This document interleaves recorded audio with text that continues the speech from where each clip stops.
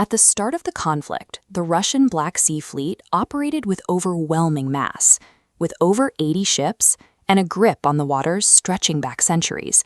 Their naval dominance was absolute. The strategy was straightforward: choke off Ukraine's grain exports to starve its economy, and use the sea as a secure launchpad to rain cruise missiles onto coastal cities. Look at the Moskva, a $750 million flagship cruiser. This was the scale of hardware Russia brought to the fight, against a country that practically had no active navy to speak of. Yet, despite holding every geographic and technological advantage, that same fleet is now executing a retreat back to its own shores. The legendary port of Sevastopol, a safe harbor for over 200 years, has been transformed into a hunting ground. The surviving vessels have been forced to abandon their primary base and flee eastward. By the spring of 2026, approximately 30% of Russia's Black Sea Fleet had been destroyed by an adversary operating without a single conventional warship. But the real story isn't just the loss rate, it's the structural collapse those losses reveal. Because of how this fleet was built and the specific geographic trap it now occupies, Russia is facing a decline that the data suggests is unrecoverable. Instead of trying to build a traditional fleet to challenge the Russians on the water, Ukraine focused entirely on area denial. They integrated low-profile, unmanned drones to make the sea unusable for the enemy. To understand the logic of these strikes, look at this schematic. While the hull is heavily armored, the command bridge and radar arrays, the ship's nervous system, are exposed and difficult to replace. Piercing the hull might put a vessel in the dry dock, but destroying the radars and control systems permanently blinds the ship, rendering its air defense network entirely useless. Ukraine scales this tactic to the port level. In a single coordinated attack, drones can blind coastal surveillance, sever communication networks, sink patrol boats, and ignite fuel depots simultaneously. By stripping away these protective electronic and logistical layers, massive $150 million operational forces are neutralized, leaving them as little more than floating museum pieces. You might wonder, once a ship takes this kind of damage, why can't a major military power simply repair it or build a replacement? These large landing vessels are relics of the 1970s and 80s.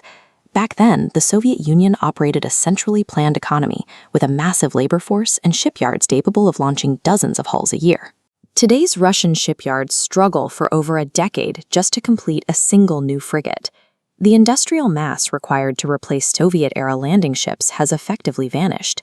Furthermore, international sanctions block access to the Western microelectronics required for modern repairs.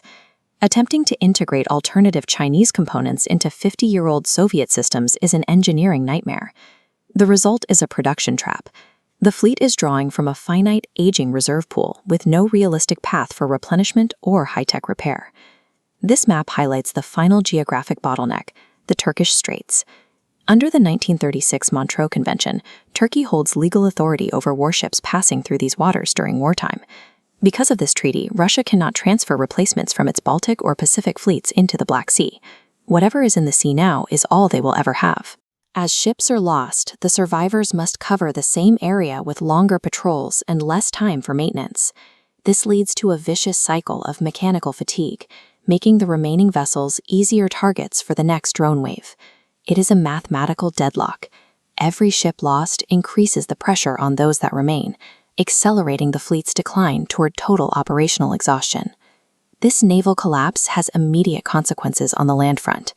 These ships were the primary logistical lifeline, ferrying armored vehicles and ammunition into the Crimean Peninsula. Without that maritime capacity, Russia is forced to rely on vulnerable overland routes. And the Kerch Bridge, a structure that is frequently closed due to drone alerts and damage. As these logistical lines thin out, the combat capability of Russian troops on the southern fronts begins to erode. Ammunition and armor simply cannot reach the front as quickly or as cheaply as they did by sea. Without a navy to sustain the flow of supplies, the military status of Crimea shifts. A fortress can only hold as long as its logistics remain viable, and those lines are growing thinner by the month.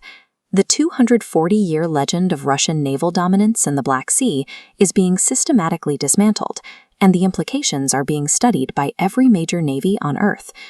We have seen that traditional multi-billion-dollar destroyers and landing ships struggle to defend themselves against swarms of cheap, decentralized drone networks in a confined maritime space.